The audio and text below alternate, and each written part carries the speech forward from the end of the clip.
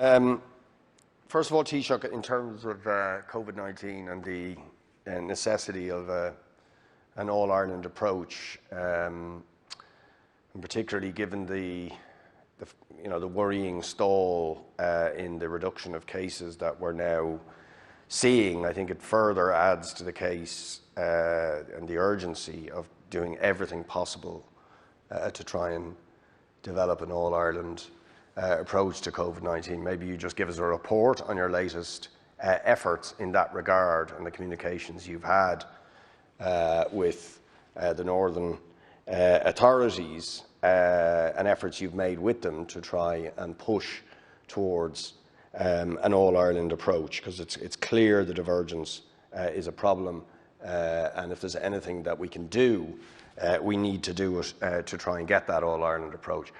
Secondly, just on Brexit, one thing we've learned from COVID, it hasn't always been enough in my opinion, but we learned that we can put in place income supports for working people when they're affected by a crisis.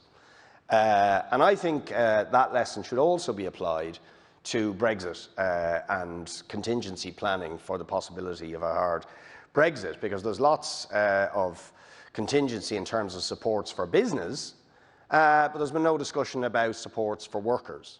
And I think we should have a workers' support fund. There should be a Brexit crisis fund to support the incomes of workers who may lose out or lose employment as a result of the impact of Brexit. So I'd ask you to look into that. In terms of Brexit generally, could I say that one of my big concerns is preparedness of Irish business and companies for Brexit, deal or no deal.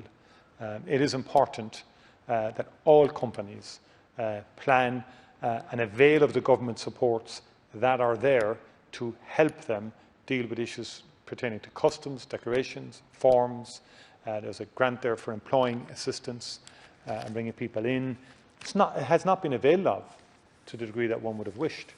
So I think there's an issue there, irrespective of whether a deal is done or not, because even if a deal is done and we have a trade deal, there will still be issues on the 1st of January, because Britain will be out of the customs union and the single market. Britain will be out of the European Union, so that has implications for us. In terms of negotiations themselves, I welcome the fact that they have resumed, and they've been ongoing. There are outstanding issues. It makes absolute logic and sense for there to be an agreement. Britain needs access to the single market. Europe needs that access to be on a common basis with the EU states in terms of level playing field and in terms of potential state aids and so forth. That is obvious. But access to the single market is of huge importance to the British economy. And I believe that the UK see that.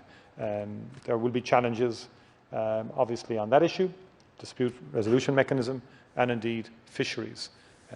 A no deal is something that everybody should work against, because it would be very, very damaging for all concerned in the United Kingdom, in Ireland, and other member states within the European Union. And in my view, if a trade deal is done, that should render neutral and should neuter and the internal market bills, the offending clauses, they should not proceed on that basis. On the COVID-19 all-Ireland approach that Deputy Boyd Barrett raised, I've had meetings with the First and Deputy First Minister and with other parties. The issue is of concern. The CMOs are meeting and engaging. The incidence overall is higher in Northern Ireland than in the Republic, and I think there are continuing challenges there. We will continue to work, and we hope that we will be having a North-South Ministerial Council next month, and hopefully that will provide an avenue for further engagement. Prior to that, we will continue talking, and obviously they have difficulties and challenges within the Executive, and there have been disagreements within the Executive, different positions taken in relation to the level of restrictions in the North. But it is an issue. You mentioned, I think, in terms of funding, European Union has put 5 billion aside in terms of a Brexit adjustment fund. Ireland obviously will be applying and seeking a portion of that, obviously, because Ireland is one of the most negatively impacted countries as a result of the Brexit decision.